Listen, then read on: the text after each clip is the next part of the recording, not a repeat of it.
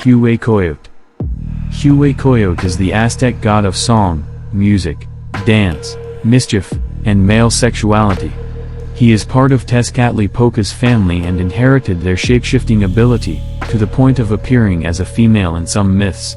Though his name can be roughly translated as the very old coyote, the coyote in Aztec culture was a symbol of pragmatism, male beauty, and youthfulness. Personality. Huehuecoyotl could be best described as a dualistic god, possessing deep levels of wisdom and yet being capable of unbelievable immaturity and stupidity. He is willing to help humans in moments of necessity but feels no remorse in causing war among them out of boredom. He cannot be regarded as good or evil by either current or Aztec standards.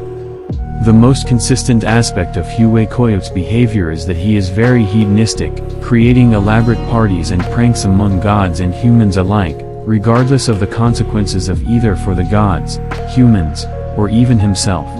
He is also very social and laid back, being willing to directly and friendly interact with mortals, having at least one human drummer on his side all the time, and the god of fire and sickness, Xolotl, both things that no other god likes to do unless necessary.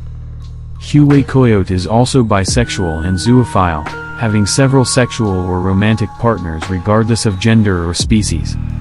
Powers and abilities.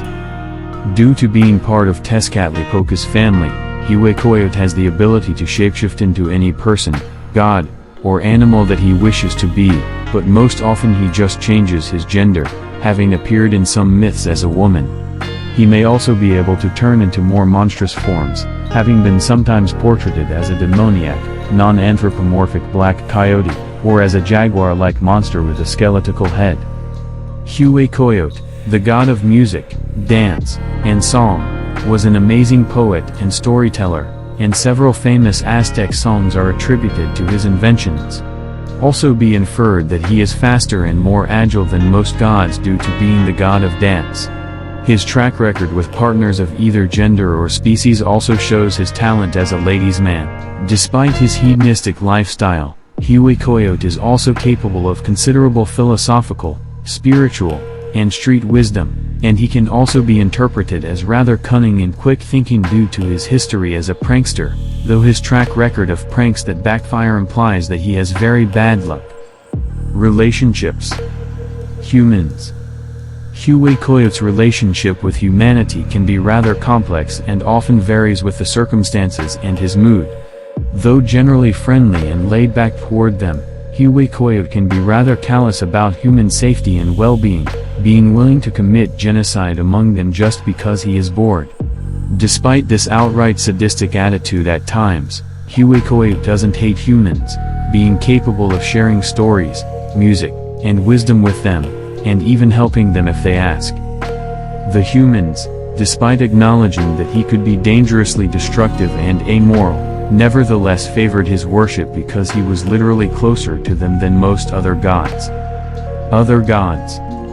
Huehuecoyotl's relationships with the other gods can be rather mixed. He is generally friendly toward them, but he can't resist pulling a prank on any of them, despite such pranks often backfiring and causing more damage to him than to his victims.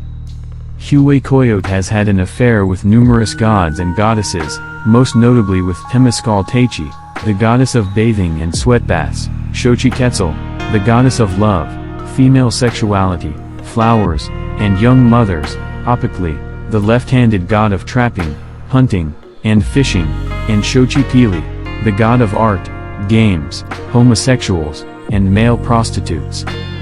Huehuecoyotl is also the only friend of Xolotl, god of fire, sickness, and dogs, in part because of their canine nature, and in part because Huehuecoyotl is just that friendly.